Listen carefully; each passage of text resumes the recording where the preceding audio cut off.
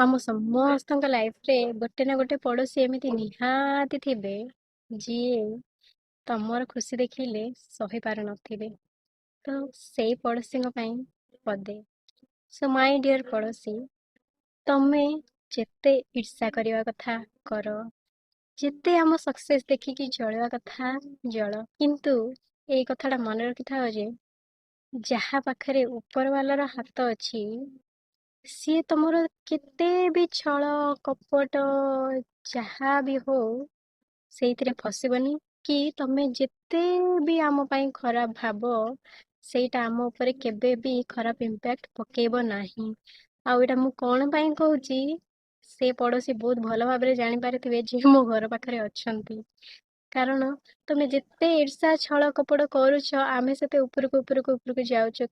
ତମର ଛଳ କପଟ ସେଇଟା ତମ ଉପରେ ଯାଏ। ଯୋଉ କୁହନ୍ତିନି ପର ପାଇଁ ଗାତ ଖୋଳିଲେ ନିଜେ ସେ ଗାତରେ ପଡିଯାଆନ୍ତି, ସେଇ ଜିନିଷଟା ମନେ ରଖିକି ତମେ ଯେତେ ଯାହା କହିବା କଥା କର, ଆମର ତ କିଛି ଯିବନି। କିନ୍ତୁ ତମର ସେଇ ଯୋଉ ଈର୍ଷାଟା ଦେଖିଲେ ଆମକୁ ଆକ୍ଚୁଆଲି ଏବେ ଖୁସି ଲାଗୁଛି ଯେ ଯାହା ହଉ ଆମେ ଲାଇଫରେ ଉପରକୁ ଉଠୁଛୁ ବୋଲି କାହାକୁ ତ ହେଲେ ଫରକ ପଡୁଛି ନା। କିଏ ତ ହେଲେ ଆମ ପାଇଁ ମନ ଦୁଃଖରେ ରହୁଛି ଯେ ସିଏ ଭାବି ପାରୁଛି ଯେ ଆମେ ତା ଲେବୁଲକୁ କାଳେ ଟପି ଯିବୁ, ସେଇଥିପାଇଁ ଇନସିକ୍ୟୁର ଅଛି। ତମ ଇନସିକ୍ୟୁରିଟି ଦେଖିଲେ ଆମକୁ ବି ଖୁସି ଲାଗେ। ତ ତମେ ଏମିତି ଇନସିକ୍ୟୁର ହଉଥା ଆଉ ଏମିତି ଆମ ପାଇଁ ଶୁଭ ମନାସୁଥାଅ, ଆଉ ଆମେ ଏମିତି ଉପରକୁ ଉପରକୁ ବଢି ବଢି ବଢି ବଢି ଯାଉ।